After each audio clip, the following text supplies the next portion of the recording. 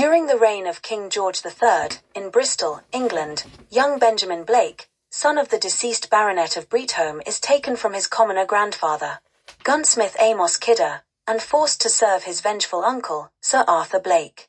Arthur inherited the title and land from his brother Godfrey, and fears that Ben may not have been born out of wedlock and might claim his inheritance.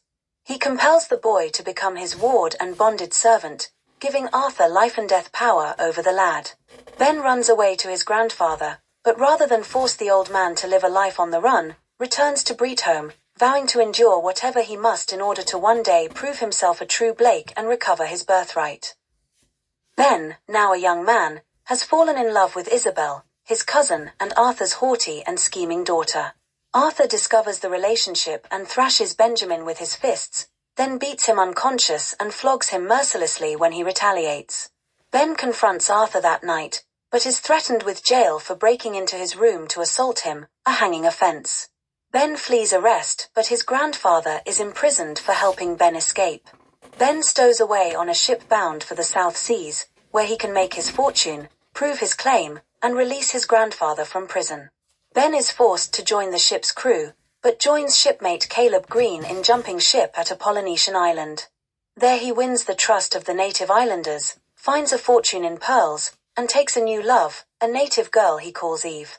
When a Dutch ship happens by, allowing them to fulfill their ambitions, Caleb discovers that the idyllic life in the islands is worth more than the pearls they have amassed, but Ben remains true to his vow and his imprisoned grandfather. With their combined treasure, he returns to England under an assumed name to prove his birthright with the help of noted man of influence, Bartholomew Pratt. Ben is betrayed after he goes to Bretholme to see Isabel, and is convicted by jury for the earlier offences. Just as his death sentence is about to be pronounced, he is saved by Pratt, who proves that no crime was committed by showing that Ben's father and mother were married aboard a ship to India, and that Sir Benjamin Blake was in law the rightful baronet at the time. Ben discovers that it was Isabel who betrayed him and also repays the beating he received from Arthur. He emancipates the bonded tenants of Bretholme and divides the estate among them, deeding the manor house to his grandfather. Ben then returns to the Polynesian island to live out his life with Eve.